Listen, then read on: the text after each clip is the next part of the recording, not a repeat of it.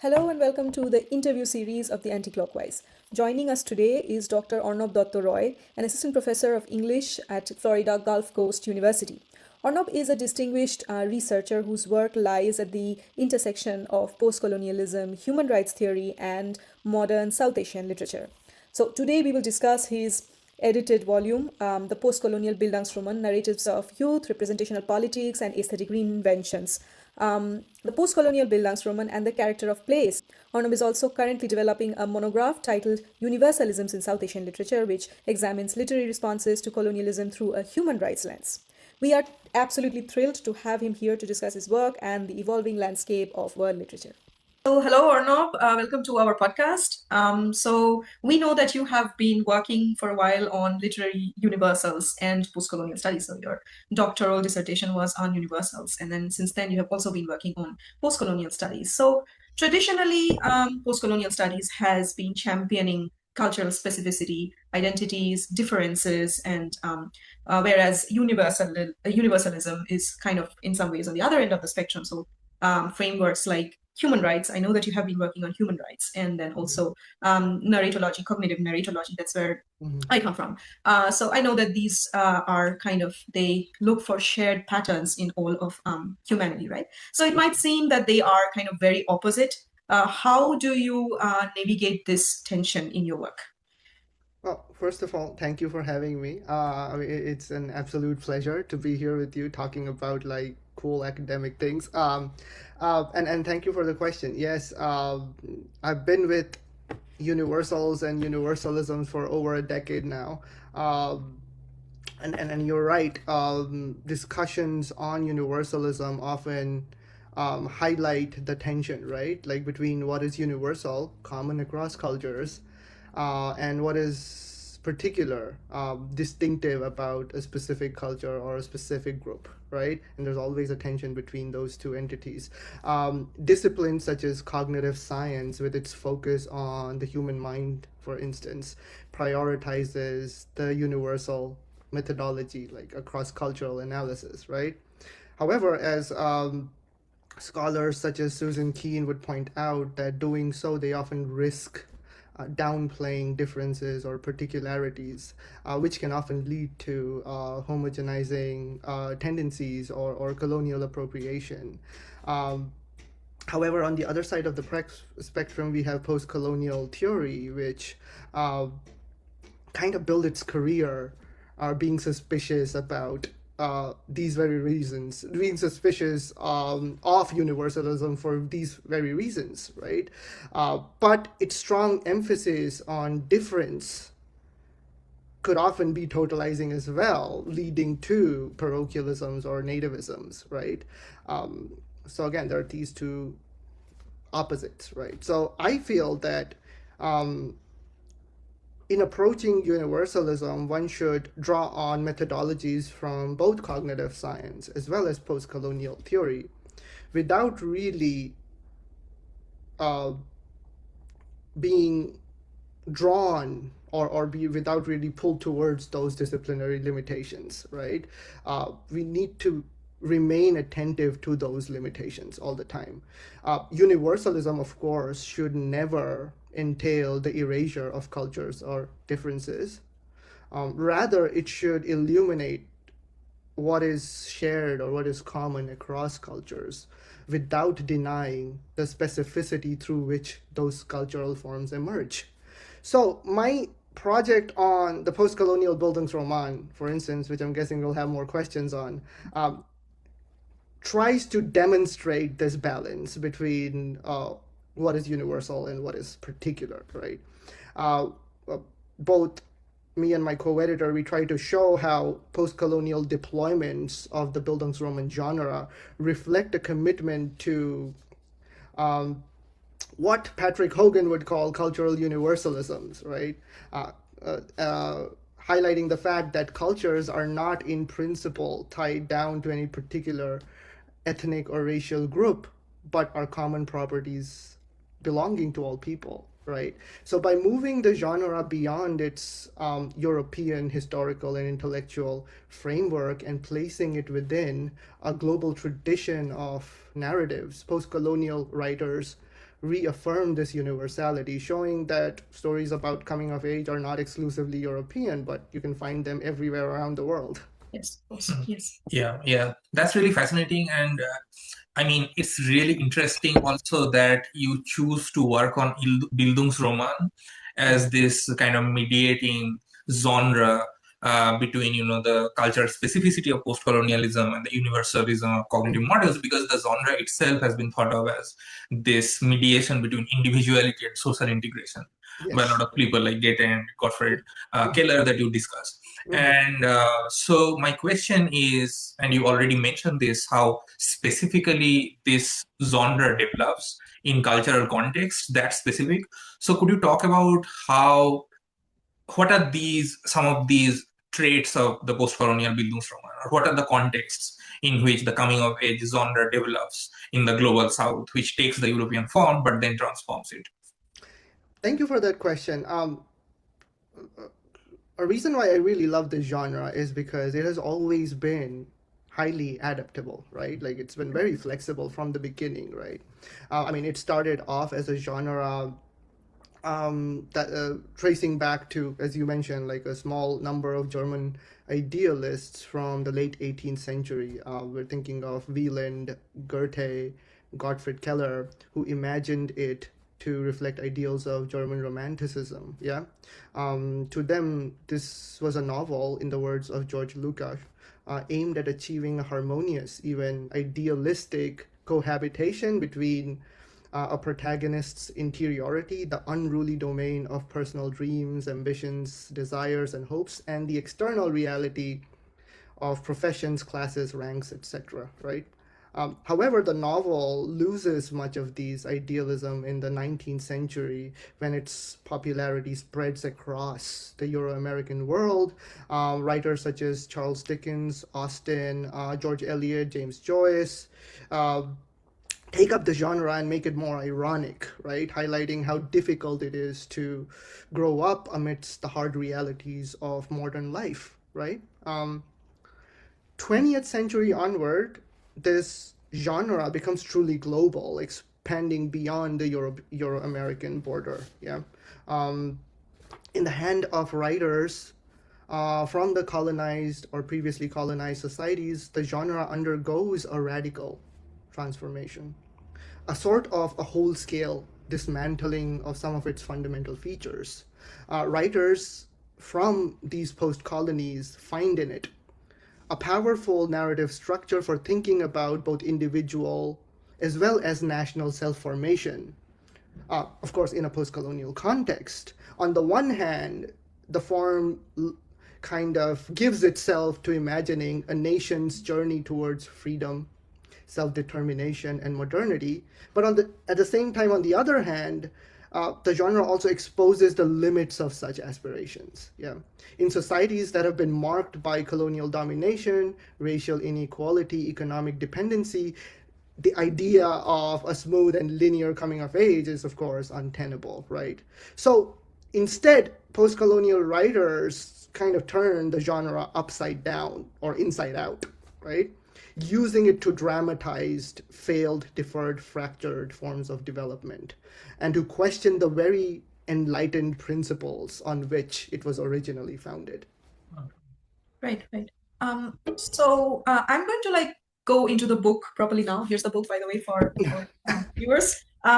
So I'm going to quote from there. In the introduction of the volume, you observe that, and I quote, post-colonial writers turn to Bildungsroman because the rite of passage model complements the post-colonial agenda of charting the origin stories of a newly liberated nation, unquote. And the volume in general focuses a lot on childhood and youth. Childhood and youth is also something in general the genre has always been concerned about, because it was also read by those groups of people. So can you tell us a little bit about how the volume challenges the traditional Western notions of childhood and youth, and how that connects to the general idea of the general concerns of the post-colonial nation? Yeah. Thank you. So Franco Moretti, who has done comprehensive work on the Bildungsroman, has called youth as the essence of modernity. And in that sense, he connected the idea of youth to the Bildungsroman model, calling it a central feature, right?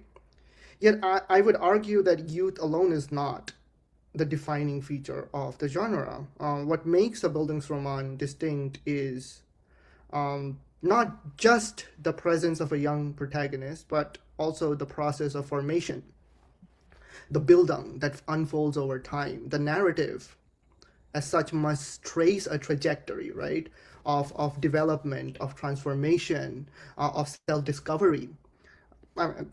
These processes could be incomplete or ironic, but it still has to have that trajectory, right? In a post-colonial context, this connection between youth and development becomes even more distinctive and significant, right? Because many novels feature child and adolescent protagonists who witness violence, dispossession, or systematic injustice. But not all of these protagonists can enact the developmental logic of the Bildung, right? Thus, the post-colonial Bildungsroman interrogates and suspends that logic oftentimes, showing how political oppression, cultural dislocation, or inherited trauma interrupts the very possibility of growth. Now, your question about like nation and nationalism, that kind of urges one to take a step further, right? So the classical Bildungsroman model has often emphasized social integration, right? Privileging a nation-centric trajectory of growth. That is, it assesses development through the protagonist's ability to successfully assimilate into a nationalist framework. As I noted early on in answering your last question, the post-colonial Bildungsroman initially adopted this model, using the genre to idealistically imagine a newly independent nation's journey towards freedom, self-determination, and modernity. Yet it quickly became evident that such aspirations could be difficult, if not impossible, to realize in society, if not impossible to achieve or realize in societies that have been depleted by colonial extraction, wars, genocides, and systematic dispossessions, right? So consequently, many post-colonial versions of this genre reject the nation-centric model of growth altogether. Instead, they seek alternative forms of development happening outside the structures of colonialist and nationalistic assimilation, imagining new modes of belonging and forging counter communities of resistance against authoritarian and exclusionary forces. So that, I would say, that is how like the idea of nation can be connected. Right. Do you, okay, I wouldn't ask your favorite, but because you have read, of course, so many Bildungsroman post-colonial ones. So if someone were to be introduced into this, is there any particular novel that you would suggest to them? Actually, yes, and it's a very peculiar kind of post-colonial Bildungsroman, because it is a novel that dissociates youth from development altogether, because the hero is not even young, right? Like it abandons youthfulness. So I'm thinking of Ananthamurthy's Samskara, right? In Samskara, the protagonist is not a child, but a 40 years old man who undergoes a profound process of unlearning or moral awakening, ultimately dissociating himself from the corruption and the hypocrisy of his community, right? His journey, of course, is not one of youthful discovery. However, it is of ethical reformation and spiritual rebirth, demonstrating how the Bildung in a post-colonial context can occur at any stage of life and can often involve disrupting inherent systems of knowledge and belief rather than assimilating into them. Yeah, that makes sense. I mean, there are some novels where the idea of the nation itself gets disrupted, and which you discuss a little bit in the intro as well. So, I'm thinking of Midnight's Children, for instance. Mm-hmm. So, my question is, I mean, you have already talked about how the postcolonial Bildungsroman disrupt the idea of stability of the nation, of a social order, and even of the environment, and and so on. So, my question has kind of two parts. So, one is how do newer forms like the transnational Mhm. or the global south, those come into view through the post-colonial Bildungsroman that do not necessarily take the nation as its ultimate unit of integration. And the Mhm. second question is how do these texts like Midnight Children, or you have discussed the Silver Pilgrimage Mhm. and mentioned Samskara, how do they also integrate existing novelistic models from the global south, like the dastan or the katha, and a lot of these texts have these kinds of names like Dhodai Charito Manos. I'm thinking of the Mhm. Of Bengali course. novel which integrates the narrative of Ramcharit Manos. So how do these existing narrative forms get integrated into a Bildungsroman which is not Western at all, these Mhm. non-Western narrative models? That's a great question. And they're like, I can answer this in many parts. One is, I mean, I often uh, in the book we've kind of often talked about like the Bildungsroman as a cosmopolitan form, right? And the idea of cosmopolitanism is evoked in two senses, right? One being a more traditional sense in which cosmopolitan kind of gestures um, a globalization of a Western idea, right? Where again, right, like the Bildungsroman genre is globalized because of um, the histories of globalization, capitalism, colonialism, right? That's how it kind of migrates elsewhere from Europe, yeah?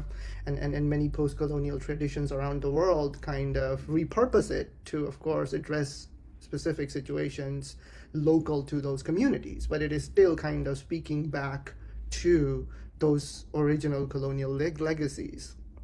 But then again, I feel like that the examples just that you just bring up, right? And even in a novel like Samskara, Anantamurthy evokes the Niti Shastra, right? Like which itself has a Bildungsroman esque kind of a trajectory, right? Um, uh, so not all writings that engage the coming of age style can be classified as like responding to some of those same very Western foundations, right? They have like they have independently existed for a very long time. So I feel that the post-colonial Bildungsroman should expand its tent, right? Of course, accommodating uh, certain novels that are clearly responding to Western models, right? But others as well that are just exploring different forms of coming of age, you know. So I feel that expanding that definition of cosmopolitan is necessary if one thinks about the genre. It also allows one to kind of unentangle the genre from its Western exclusivity, you know, like by showing that coming of age exists everywhere else. Yeah.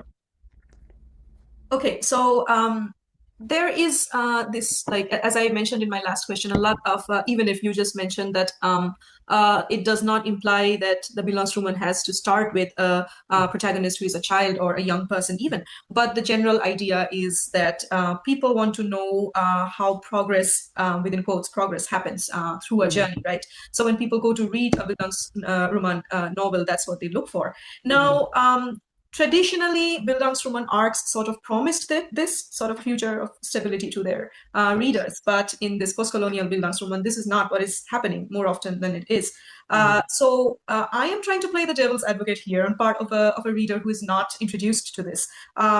What would you say they would come looking for in a post-colonial Bildungsroman if there is no promise of growth? I love this question. Thank you for that. I would, at the outset, say that not all Bildungsroman emerging from the global south or post-colonial contexts are anti-colonial or anti-capitalist. There are strands, especially in the mainstream, Bollywood, films, novels, TV shows that reproduce the Bildungsroman plot rather uncritically, right? These are often aligned with the logic of self-help narratives or success manuals, right? And here I'm particularly thinking of writers such as Chetan Bhagat, whose novels depict protagonists who are from marginalized backgrounds, overcoming their situations of marginalization through individual perseverance and achievement within a market-driven capitalist economy. So as scholar Mukti Mangharam has argued in her recent book, Freedom, Inc., this form of writing frames ideas of freedom strictly within the parameters of capitalist market, right? Liberation in such texts do not involve resisting or transforming the structural conditions of colonialism. Rather, it is predicated on assimilating into those very structures. In contrast, the tradition that I am more interested in and that forms the core of our research in this book is the anti-colonial and anti-capitalist Bildungsroman. This strand defines freedom not through assimilation, but through the democratic ideals of collective empowerment, social justice, and resistance to authoritarian colonial and capitalist forms of domination. In these situations, coming of age entails forging solidarities, imagining alternative political futures, and articulating modes of selfhood that refuse the scripts of nationalistic or market-driven development. Right, right. Yeah, so I can see kind of maybe the white tiger kind of disrupting this kind of a capitalist model of integration as well. So in various ways, these Bildungsroman texts, they figure different ideas of the post-colony, right? In some cases, the success manual, self-help kind of capitalist utopia, and in some cases, which are ironic, parodic, or even dystopian, and so on. So could you talk a little bit about how you engage with maybe the idea of geography or speciality more in your forthcoming or not so forthcoming project on the character of place? Oh, thank you. Yeah. I mean, of course. So yeah, I mean, as I was telling you, I mean, I don't think that was being recorded, but again, this whole project was one big volume, right? But no academic press would agree to publish such a big book, so we had to split it into two. The Postcolonial Bildungsroman with University of Alberta Press was then dedicated to theorizing and historicizing the genre in relation to older models, whereas the new one, the other one, Character of Place, focused on exploring the spatial politics of the genre, right? So this book, I do have it with me. It comes out on January 1st. This book and the essays in it are focused on tracking how spatial environments, social, cultural, political, ecological, play an active role in shaping coming-of-age experiences. On the one hand, there is an emphasis on how the youth of today navigate diverse geopolitical environments, ranging from metropolitans to impoverished shanty towns, from heavily militarized border zones to dwindling forest lands. On the other hand, the volume also examines how cycles of human growth, especially within extractivist capitalist economies, parallel the evolution, the transformation, and the ultimate degradation of the very environments into which many of these protagonists are born, revealing how personal development and environmental change are deeply entangled. There is, of course, another sense of space that this book explores, the materiality of the genre itself, right? The space or the medium through which it is produced. While the Bildungsroman began as a literary form rooted in the novel, the expansion of storytelling across a broader mediascape has pushed the genre to adapt new narrative environments, including cinema, graphic narratives, podcasts, and other multimodal forms. Several essays in this collection thus examine how these material transformations reshape, reinterpret, reconfigure the genre, showing how the Bildungsroman's evolution is as much formal as it is thematic. Yes, that is excellent. That sounds so interesting. I'm especially looking forward to the part that talks about graphic novels because there is just so many. Right now, it's like a booming industry in India with like so many new graphic artists, and a lot of them. They are also sort of adapting Indian mythology in ways which also, well, they are cultural products in the sense of religious often. Yeah. And at the same time, they also often think of these religious mythological figures as individuals, as a child or a young person going through challenges and so on. So I think that's really interesting to me. Yeah. Yeah. I mean, graphic narratives kind of redefine what witnessing means, right? Right. Like Yes. it's not only words, but you're actually kind of visualizing it, right? And it kind of has a profound effect on the genre. I actually there is this wonderful graphic narrative that I recently taught in my Bildungsroman course. It's called Badawi. I don't know if Yeah, it if looks you've cool. heard of the it's by this Chicago-based Palestinian writer Leila Abdul Razak, and it's a great Bildungsroman that kind of highlights how the coming of age can be complicated in the context of wars and genocides, right? Right. Yeah. Yeah, that's awesome. Okay, so Yeah, so I kind of one question I cannot help but asking is how your theoretical work kind of interconnects so many interesting strands. So the kind of cross-cultural focus on the novelistic form remind me a little bit of the work of Meenakshi Mukherjee and Shishir Kumar Das, and even a bit of Makaran Paranjab you mentioned in your intro as well. And then the media, you literally mentioned mediascapes. So that's a little bit of origin of Padurai. So could you talk about, or yeah, whatever your thoughts on some of the theoretical predecessors in your long-term project on universalism at large, but specifically on Bildungsroman? Oh, I mean, there are so many, Right, let me think. I mean, on universalism, I mean, of course, uh, mm, we have like a shared connection yes. to Patrick Hogan, right? Like who kind of opened my world up to like this whole new like area of studies, study of like descriptive universals, like in linguistics, in cultural anthropology, and then that has had a profound influence in the way I have thought about it.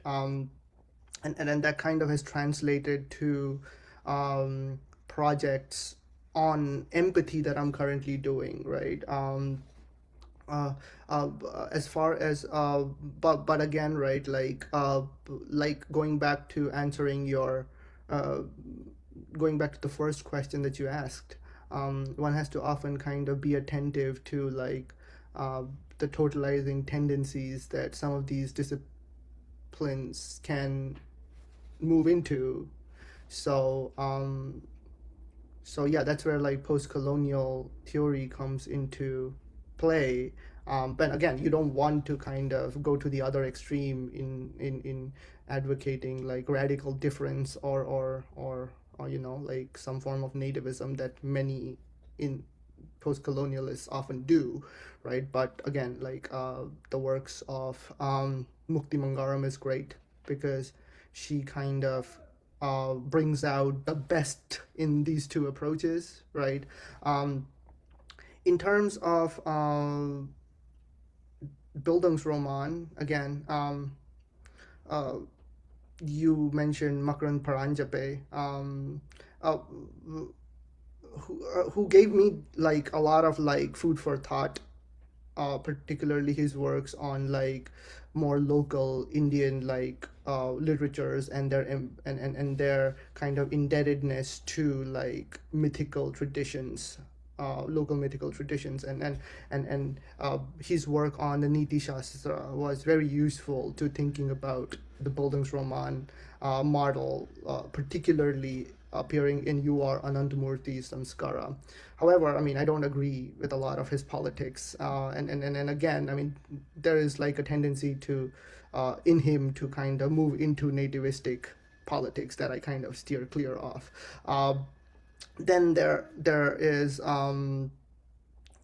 Joseph Slaughter. There is Pramod Nair.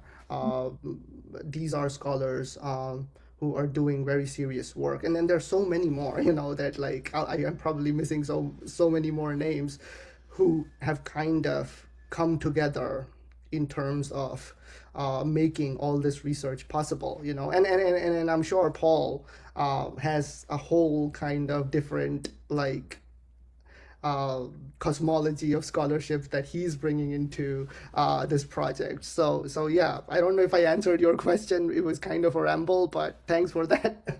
No, I love that. I love that, Rambo. Yeah. So talking of rambling, we are pretty used to rambling as like us rambling and allowing other people to ramble on podcasts, right? So you have been hosting a podcast yourself. You're part of the New Books Network, right? So you regularly interview other scholars about their monographs, new books. So how has that practice been influential in your research, that is engaging with other people's work on such a wide variety of topics? Being a podcaster or just interviewing other scholars, writers, translators has really changed me as an intellectual. It has kind of influenced how I research, how I think, and even how I teach now, Of course, the opportunity to read new works is really exciting. And then the idea to be able to talk to the people producing those works is even more fantastic, right? So these conversations often open me up to new ways of thinking about literature, new ways of thinking about history, politics, and cultures. They push me outside the confines of my own disciplinary expertise and introducing me to new methods, debates, perspectives I may have never encountered otherwise, right? Particularly my work as a host of the New Books Network, right, has kind of deepened my commitment, in a sense, to making academic knowledge more democratic and accessible, yeah? Because one of the aspects that I really love about this medium is its outreach, right? These conversations are freely available to anyone with a phone or a computer and an internet connection. So it is not confined to like just one group of academics, but it is kind of accessible to the public, and because these podcasts are public facing, I am kind of I have to, in a way, ensure that the discussions that I have with authors, artists, remain accessible, remain clear, remain understandable to listeners who may not have a formal academic training, right? So I feel like this kind of rigorous practice of making complex theoretical ideas clear has translated over to my research and writing as well, where I am increasingly attentive to clarify complex ideas, avoid unnecessary jargons, and to communicate ideas in ways that would invite a broader readership, right? And that would also apply to my teaching, right? Like these experiences, these conversations, kind of the new books, the new ideas, the new methodologies that are introduced in the process. I kind of bring those to the classroom as well, yeah? And these podcasts also serve as valuable pedagogical tools because, again, right, like in these courses, we are teaching complex, often theoretically dense academic ideas. So it's a valuable exercise to be able to present them or teach students to be able to break them down into easily digestible ideas and highlight more clearly how those complex theoretical ideas have real world connections, right, or have real world significance. So that is like, so I feel like, long story short, yeah, podcasting has kind of revolutionized me in many ways. Yeah. Yes, Right. as it is doing with our own work. Yeah. Yeah, you guys are doing excellent work. I mean, like, not just like these conversations, but also the visuals and everything. I mean, it feels like a whole like package, like there is so much things to like take in. So Thank congratulations. you. Yeah, thank you so much. Okay, I'll stop recording.